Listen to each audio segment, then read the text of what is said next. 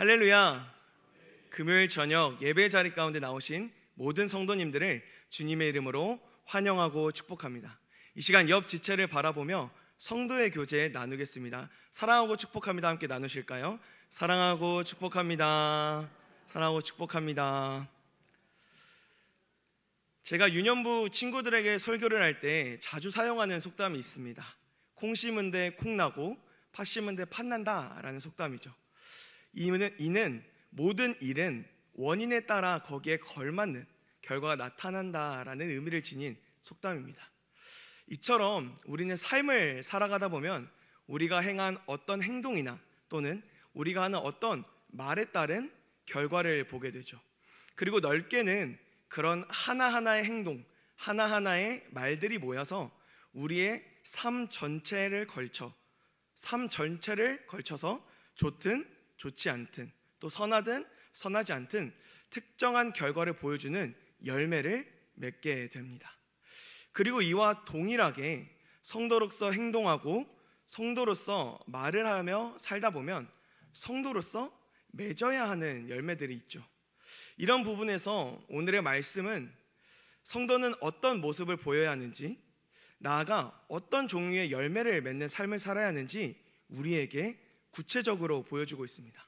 오늘의 말씀이 우리가 성도로서 한층 더 성숙한 삶, 제자다운 삶을 살아갈 수 있도록 우리에게 도전이 되기를 소망합니다.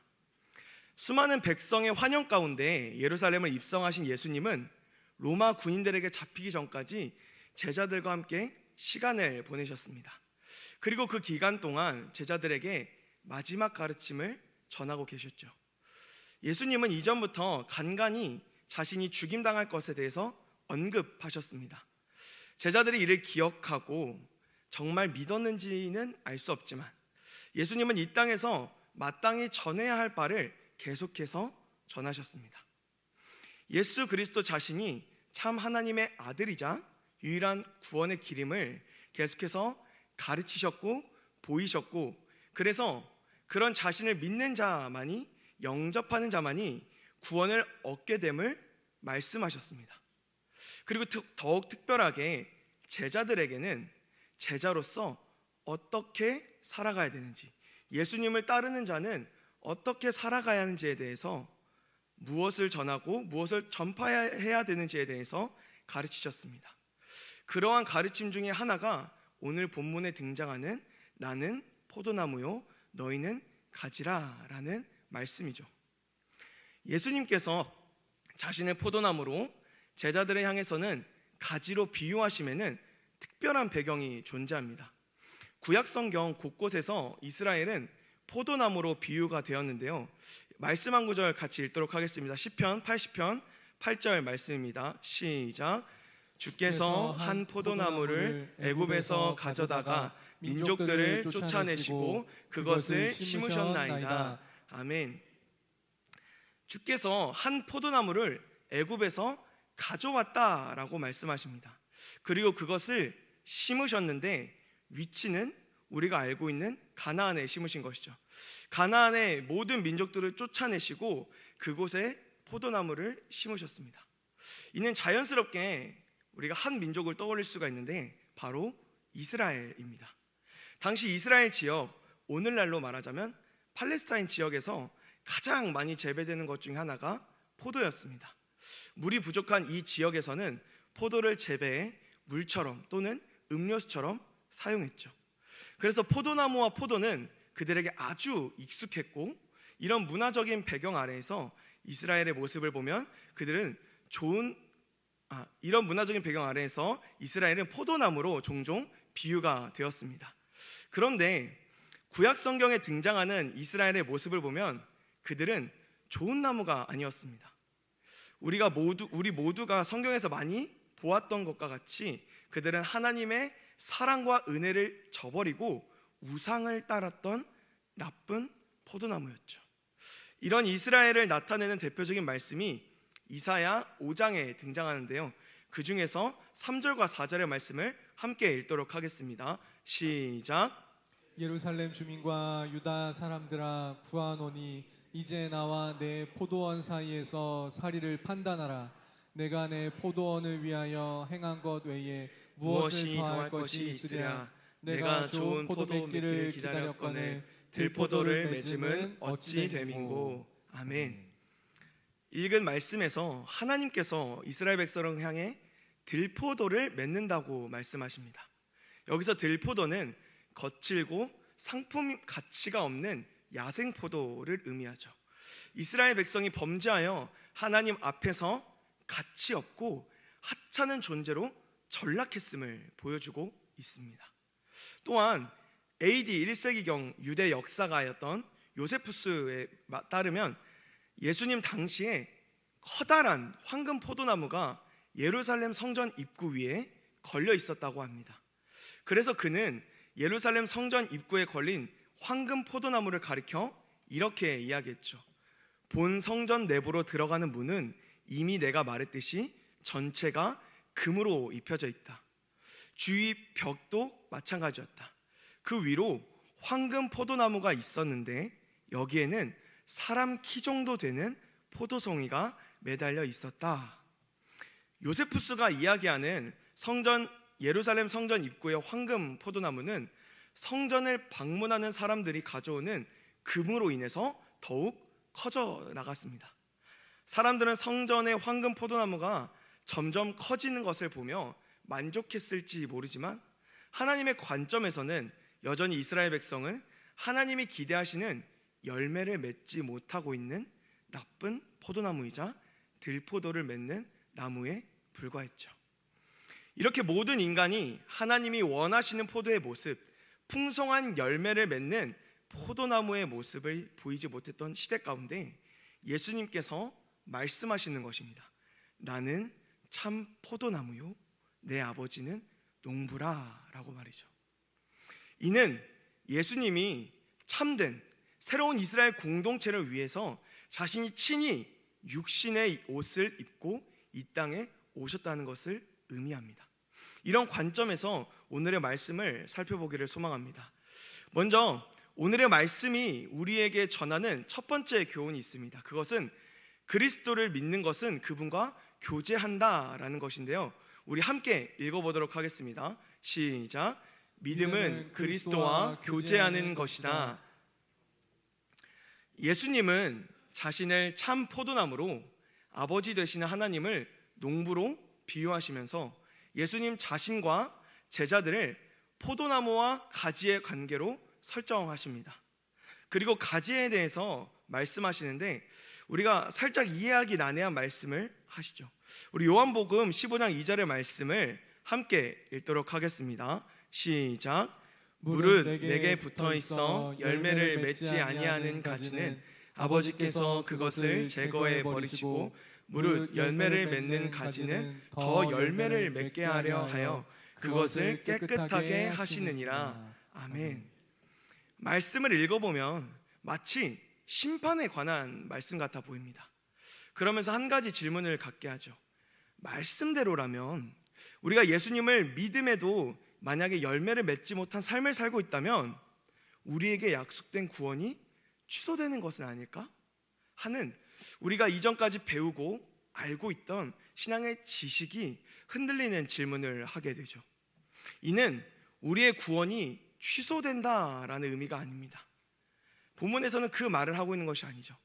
본문의 말씀을 포함해서 예수님께서 제자들을 앉혀놓고 마지막 가르침을 전하시고 있습니다.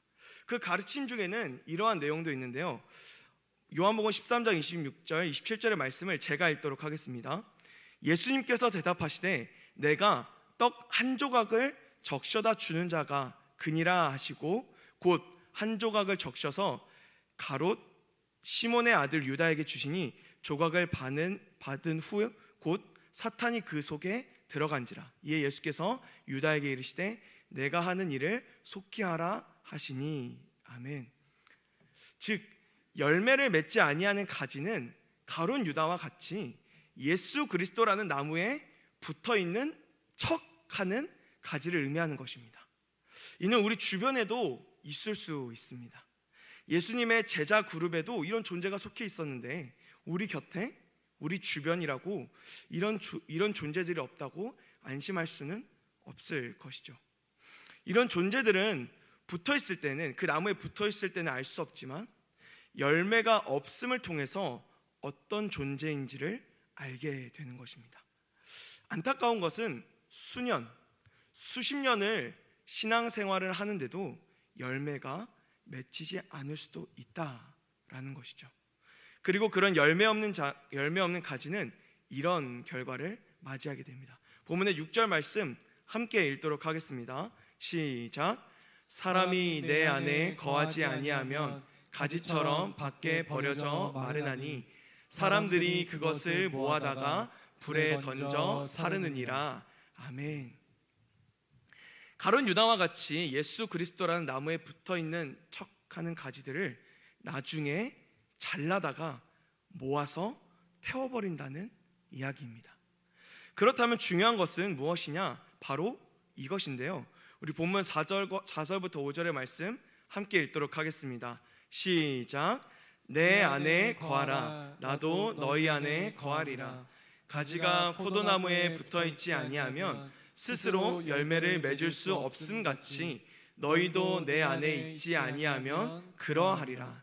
나는 포도나무요 너희는 가지라. 그가 내 안에 내가 그 안에 거하면 사람이 열매를 많이 맺나니 나를 떠나서는 너희가 아무것도 할 수 없음이라. 아멘. 포도나무와 가지가 서로 붙어 있듯이 예수님 안에 거하는 것, 그리고 예수님이 내 안에 거하는 것이 중요하다라는 것입니다. 그렇다면 예수님께서 말씀하신 내 안에 거하라, 나도 너희 안에 거하리라 에서 이 거한다라는 의미가 무엇인지 우리가 생각해 볼 필요가 있습니다. 예수님 안에 거하는 것이 무엇일까요? 그리고 우리가 예수님 안에 거한다라고 하는 것이 무엇일까요? 요한복음 6장 56절에 이런 말씀이 있습니다. 내 살을 먹고 내 피를 마시는 자는 내 안에 거하고 나도 그의 안에 거하나니. 아멘. 말씀에서 내 살을 먹고 내 피를 마시는 자는 예수 그리스도의 죽으심을 내 사건으로 믿고 그분의 죽으심의 대속의 사건은 나를 위한 사건이고, 그래서 이제는 내가 그분을 나의 구원자로 믿는 자를 의미합니다. 그리고 이어서 내 살을 먹고 내 피를 마시는 자의 믿음의 상태를 이렇게 이야기하죠. 내 안에 거하고 나도 그의 안에 거하니. 이는 성경에서 우리가 예수님을 믿는다고 하는 것은 예수님 안에 거하는 것임을 보여줍니다. 즉 예수님 안에 거하는 것은 우리가 예수님을 믿는다는 것을 나타낸다라는 것이죠. 그렇다면 거한다는 것이 대체 무엇일까요? 이는 어떤 물리적으로 옆에서 함께 한다는 것을 의미하는 것이 아닙니다. 단순히 한 공간 안에 있다고 해서 거한다라고 이야기하는 것이 아니죠. 이야기하자면 이런 것입니다. 올해 제가 신학대학원에 입학을 해서 1학년 생활을 보내고 있습니다. 대학원생 1학년들은 이제 목회자로서 경건 생활을 훈련하기 위해서 기숙사에서 이제 타인들과 함께 생활하는 공동체 생활을 하고, 또 새벽 기도와 오전 예배, 또 수요일이면 수요 예배 등 예배 생활과 기도 생활에 대한 훈련을 받게 됩니다. 그래서 기숙사 생활이 필수적이죠. 그런데 성도 여러분들께서 아시다시피 저는 작년 10월에 결혼을 했습니다. 올해 1월 2일부터 이제 대학원에 들어갔으니 2개월만 신혼생활을 보내다가 지금은 올해는 거의 주말에만 만나는 주말 부부로 살아가고 있습니다. 여기서 주중에 제가 아내와 떨어져 있다고 해서 아내와 저의 관계가 달라진다고 이야기할 수 있을까요? 그렇지 않습니다. 여전히 저와 아내는 부부의 관계이고, 떨어져 있기 때문에 떨어져 지내는 상황 속에서도 서로를 생각하면서 저녁에는 또 통화도 하고, 이러면서 떨어져 있는 상황 속에서도 서로의 관계를 위해서 노력하고 계속해서 끊임없이 교제를 해나갑니다. 바로 이런 의미에서 거한다라는 것입니다. 단순히 한 공간 안에서 함께 존재한다라는 차원을 넘어서 함께 있든지 떨어져 있든지 내 눈에 보이든지 보이지 않든지 상대방과 계속해서 관계를 맺고 교제하기 위해서 힘쓰는 것, 그러한 상태가 바로 그가 내 안에, 내가 그 안에 거한다라는 것이죠. 그리고 믿음이 바로 이런 것입니다. 예수님과 계속해서 교제하기를 힘쓰는 것. 그래서 계속해서 예수님이 내 안에, 내가 예수님 안에 거하는 상태가 되도록 힘쓰는 것이 바로 예수님을 믿는다라는 것이죠. 사랑하는 성도 여러분, 예수 그리스도를 믿는다면 우리는 반드시 그와 생명의 삶의 교제가 이루어져야 함을 기억하시기를 소망합니다. 혹 우리가 나무에 열매 맺는 척하고 있지 않은지, 우리의 신앙과 믿음을 점검하고 열매가 없지 않은지 점검할 수 있기를 소망합니다. 그래서 우리가 계속해서 예수님과 교제하기를 힘쓰며 예수님 안에 거하고 예수님이 우리 안에 거하는 그 믿음을 우리 모두가 소유하기를 진심으로 소망합니다. 이러한 믿음의 상태, 예수님 안에 내가 거하고 내가 예수님 안에 거하는 관계를 계속해서 맺으며 나아가면 그 끝에는, 그러한 삶에는 반드시 나오게 되는 것이 있습니다. 그것은 바로 열매입니다. 그리고 이것이 오늘 말씀이 우리에게 주는 두 번째 교훈입니다. 우리 시간 두 번째 교훈 함께 읽어볼까요? 시작. 믿음은 반드시 삶에 연결되어야 한다. 아멘. 네, 믿음은 열매 맺는 삶과 반드시 연결되어야 한다. 우리 본문 5절의 말씀을 함께 읽도록 하겠습니다. 시작. 나는 포도나무요 너희는 가지라. 그가 내 안에 내가 그 안에 거하면 사람이 열매를 많이 맺나니 나를 떠나서는 너희가 아무것도 할 수 없음이라. 아멘. 예수님께서 말씀하시길 내가 너와 거하는 관계 안에 있다면 너는 많은 열매를 맺을 것이라고 말씀하십니다. 이게 어떻게 가능할까요? 싶은 그런 생각이 들지만 어떻게 보면 이것은 당연한 것입니다. 누군가와의 교제가 깊어지면 서로가 서로를 닮아가기 마련이죠. 이것은 이 자리에 계신 성도 여러분들께서 누구보다 잘할 것이라고 생각을 합니다. 저와 아내도 연애 사이일 때부터 서로를 닮아간다는 이야기를 굉장히 많이 들었습니다. 생김새를 비롯해서 생각이나 말하는 것, 행동하는 것들이 닮아간다라고 이야기를 많이 들었죠. 계속해서 교제하고 관계하고 생활을 하다 보니 때로는 아내가 어떻게 생각을 할지 또는 어떠한 반응을 보일지 예상할 수 있게 되고, 또 심지어는 아내가 이렇게 행동을 하면은 아내가 어떤 잔소리까지 할지도 예상을 하는 경우도 종종 있게 되죠. 이처럼 계속된 교제 속에 있는 관계를 서로가 닮아가고 서로에 대해 깊어지기 마련이죠. 그리고 이는 단지 이성과의 관계에서만 나타난 것이 아닙니다. 친구 관계에서도 또 직장 동료 사이에서도 교제가 깊어진다면 그 깊어지는 관계 어디서든 나타난다라는 것이죠. 이렇게 닮아간다라는 것은 삶에서 어떠한 형태로든지 드러나기 마련입니다. 삶의 패턴이 바뀌거나 변화가 나타난다든지 또 없었던 습관이 생긴다든지 어떠한 모양으로 드러나기 마련이죠. 그리고 이것을 삶의 열매라고 이야기할 수 있는 것이고, 본문에서 말하는 열매가 이러한 형태를 말하는 것입니다. 예수님과 계속해서 교제하다 보면 예수님을 닮아가고 예수님을 닮아가는 삶의 열매가 우리에게 맺히는 것이죠. 그리고 이는 자연스러우면서도 동시에 필수적인 모습입니다. 한 나무에서 자란 가지는 나무와는 다른 성질과 다른 모습을 띌 수가 없습니다. 한 뿌리에서 나와서 나무의 뿌리로부터 모든 것을 공급받기 때문에 나무와 동일한 모습이 나타나고 또 나무에 맺혀야 하는 열매가 맺히는 것이 당연하죠. 이처럼 예수 그리스도라는 나무에 달린 가진 우리도 마찬가지인 것입니다. 우리 역시 예수 그리스도를 닮아가는 것이 자연스러운 것이며 동시에 필수적이다라는 것이죠. 그리고 그 결과 우리에게 포도나무가 포도라는 열매를 맺듯이 우리도 예수 그리스도를 닮은 예수 그리스도가 원하는 삶의 모습을 맺어야 한다라는 것이죠. 그렇다면 우리가 맺어야 하는 이 열매는 무엇일까요? 우리에게 나타나야 하는 그 삶의 모습은 무엇일까요? 성경을 해석하는 많은 학자들이 크게 두 가지로 이 열매를 논합니다.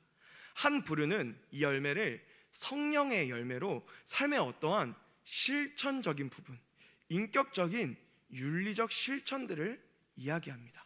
그리고 또 다른 한 부류는 복음 전도를 통한 열매로 이야기를 하는데 그 근거를 요한복음 12장 24절로 이야기를 하죠. 요한복음 12장 24절 제가 읽겠습니다. 내가 진실로 진실로 너희에게 이르노니 한 알의 밀이 땅에 떨어져 죽지 아니하면 한 알이 그대로 있고 죽으면 많은 열매를 맺느니라. 아멘. 여기에서 사용된 이 열매라는 표현이 본문에서 표현한 열매와 동일하게 헬라어로 칼포스라는 단어로 사용되고 있습니다. 즉 말 그대로 복음이 선포되어 그 결과로 수많은 택한 영혼들이 돌아오는 전도의 열매를 이야기하는 것이죠. 그러면 우리는 이 열매라고 하는 것이 삶에 관한 윤리적 차원의 열매를 이야기하는 것인지 아니면 복음과 선교적 차원의 열매를 이야기하는 것인지를 생각해 보아야 합니다. 그런데 저는 두 가지 다 맞다고 생각합니다. 이는 저 혼자만의 주장이 아니고 캐나다와 미국의 탁월한 개혁주의적 복음주의 신학자인 D.A. 칼슨이라는 교수도 이렇게 이야기를 합니다. 이분은 예수님이 말씀하시는 열매를 요한복음의 맥락 안에서 두 영역에 다 얹어져 있다고 보았습니다. 본문 10절의 말씀을 보면 계명을 지키고 사랑 안에 거하라 라는 말씀 가운데 삶에 관한 윤리적 차원의 열매가 드러나고 또 16절에 너희가 나를 택한 것이 아니오 내가 너희를 택하여 세웠나니 이는 너희로 가서 열매를 맺게 하고 여기에서 너희가 가서 열매를 맺는다. 너희가 가서 열매를 맺는다라는 이 부분에 있어서 복음과 선교적 차원의 열매가 드러나고 있다라고 본 것이죠. 그리고 이러한 해석은 우리 한국교회의 지난 날들을 돌아보면 더욱 확신을 얻게 되기도 합니다. 과거 한국교회는 평양 대부흥 운동을 시작으로 성령의 복음의 역사가 한반도 전체를 뒤엎었습니다. 그래서 60년대부터 90년대까지를 살펴보면 거리마다 복음 전도에 힘쓰는 모습들을 볼 수 있었고 한국교회는 정말 세계 역사에서 유례를 찾아볼 수 없을 정도로 초고속 성장을 하게 되죠. 하지만 이런 급속한 성장 속에서 지난 20년간 우리의 민낯이 드러나게 되었습니다. 전도를 열심히 하고 그렇게 복음을 외쳤지만 정작 우리의 실력, 우리의 신앙, 우리의 삶의 모습이 우리가 외쳤던 것만큼 살아내지 못하고 때로는 불신자들과 별반 다르지 못한 안타까운 모습을 보여줄 때가 많았다라는 것이죠. 이를 통해 우리는 말씀 가운데 한 가지 확신함을 얻게 되는 것입니다. 삶에 관한 윤리적 차원의 열매와 복음과 선교적 차원의 열매는 어느 것 하나를 선택하는 것이 아니라 둘 다 함께 맺혀 있어야 한다라는 것이죠. 사랑하는 성도 여러분, 예수 그리스도라는 나무에 붙은 가지로서 참 포도나무이신 예수님 안에 거함으로써 열매 맺는 삶을 살아가는 우리가 되기를 간절히 소망합니다. 아버지의 계명을 지키고 사랑 안에 거하는 우리가 되기를 소망합니다. 하나님께서 택하신 자리 가운데에서 하나님께서 보내신 그 자리 가운데에서 열매를 맺는 우리가 되기를 소망합니다. 이제 말씀을 정리하겠습니다. 지난 2018년에 이런 뉴스 기사가 있었습니다. 이미지 하나 보여주시겠습니까? 네. 전북 고창의 한 농장에서 한 포도나무를 키웠는데 무려 한 그루의 포도나무에 4,500송이의 포도나무가 맺힌 이야기가 나왔었습니다. 그래서 이 포도나무를 가리켜 슈퍼 포도나무라고 불렸죠. 놀라운 점은 이 포도나무가 이렇게 된 것에 있어서 어떤 과학적이고 인위적인 방법을 사용하지 않고 친환경적인 방법, 자연의 방법을 통해서 통상적으로 일반 포도나무보다 100배나 되는 수천여 개의 포도 열매를 맺었다라는 것이죠. 이 나무는 세계에서 유일한 것으로 현재까지도 여전히 수천 개의 열매를 맺고 있고, 심지어 요즘에는 너무 많은 열매가 맺혀서 조금씩 가지를 쳐서 그 개수를 줄여나가고 있다라고 합니다. 이 기사를 통해서 한 그루의 나무가 잘 성장하고 또 농부가 잘 관리한다면 수천 개의 열매를 맺는 놀라운 결과가 나타난다는 것을 볼 수가 있죠.